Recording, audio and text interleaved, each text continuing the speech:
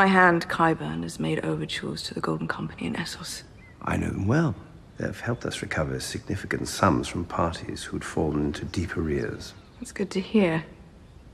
I too would like them to recover some things that belong to me. In light of the fact that Sellsword companies are going to potentially play a major role in the 8th season of Game of Thrones, I thought this would be a great topic to start this new video series.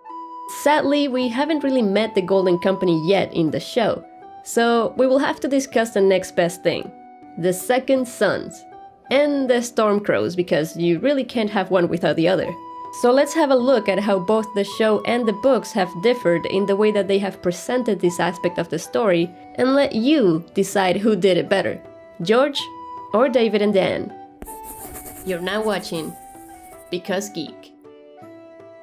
The history behind these Sellsword companies is about the same in both the books and the show, but we start to see a lot of small changes from the moment that they are first officially introduced in the story. The manner of their introduction is the same. In both the books and the show, they are Sellsword companies that have been hired by the Wise Masters of Yunkai to defend their city after hearing that Daenerys had successfully defeated Astapor and freed their slaves. Daenerys, as usual, wants to avoid as much bloodshed as possible, so even though she would probably have the upper hand in this fight, she decides to parley before attacking.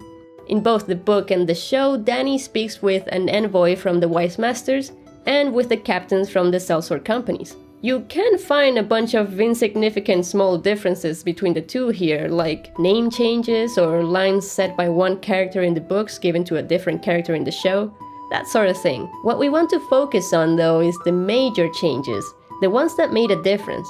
And one of these was the merging of the Second Sons and the Stormcrows. Remember how I said that you can't have one without the other? This is what I meant. In the books, George had the Yunkai hire both the Second Sons and the Stormcrows, while in the show, David and Dan had the Yunkai hire only the Second Sons, who had members that were Stormcrows in the books. I will explain that further in a bit, but first let me tell you that their numbers were a bit different as well. In the books, each of the companies had 500 cavalry, giving them a total of 1,000. But in the show, even though the Stormcrows aren't even in this scene, the Second Sons alone have 2,000 armored horses. That's a big change. The Second Sons are definitely more powerful in the show, but they still got a long way to go before they beat the Golden Company. 20,000 men, horses, elephants, I believe. The other major change is the captains of these companies. In the books, Mero is the only captain of the Second Sons that comes to see Dany.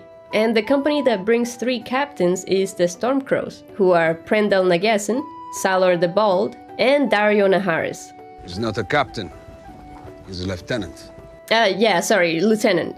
Dario is only a lieutenant. For now. In the show, Salor the Bald has been entirely removed, and Prendal and Dario are now captain and lieutenant for the Second Sons with Mero. In the show, Dario kills the 2 Second Sons captains, Mero and Prendal. And since there is only one Sellsword company, this is all that Dany needed in the show. Now, in the books, Dario does this for Dany as well. He kills the 2 captains, Prendal and Salor, but this only gives Dany the Stormcrows. She still needs the Second Sons. So in the books, George had to come up with another solution. He decided to have Dany think of a clever plan on the spot. When she asks Mero to give her an answer on the morrow, instead of agreeing, Mero asks if he can have a flagon of wine. She then increases her offer and says that he can have a cask, because she has wagons full of them from Astapor. When he hears this, he bites the bait and asks for a whole wagon instead. Somewhere along the process of this negotiation, Dany realizes that she can use this to her advantage. She gives him the full wagon, if he promises to drink to her health. He does promise to do so, and as Dany predicted, once the battle took place that same night, Mero and his captains were too drunk to fight and were easily defeated, giving her control over his Second Sons. The line about the wine was also included in the show, but with a slight change. You seem to be enjoying my wine. Perhaps you'd like a flagon to help you ponder. In the show, Dany offers Mero wine, while in the books, as you saw, it is Mero who asks Dany for wine. What this means is that in the show they make it seem like Dany came up with this clever idea by paying attention to what was going on around her. She picked up on the fact that Mero was drinking a lot of wine, and probably thought that it would be beneficial to give him more wine and get him drunk.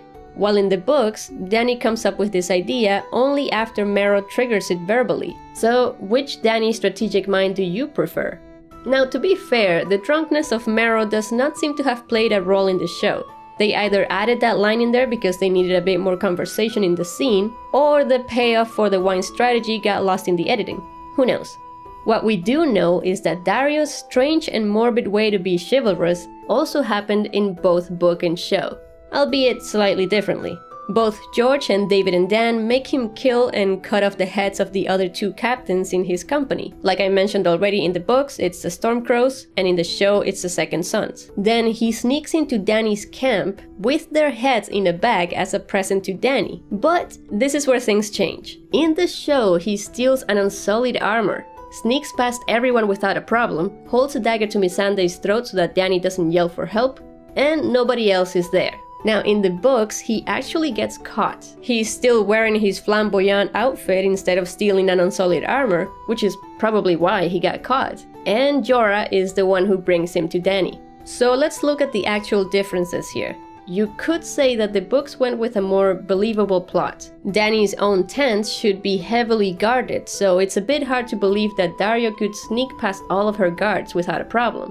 But having Daario steal the unsullied armor wasn't that bad of an idea to make this work in the show. Keep in mind though that it's possible that Book Daario got himself caught on purpose, because he knew that would be the easiest way to get to Dany. I would say that this is one of those occasions where the change between the 2 events was the perfect change to make. They are both the exact same event with the exact same result, but in the show there's surprise, suspense and action behind it. It happens quick and to the point, which is great for TV.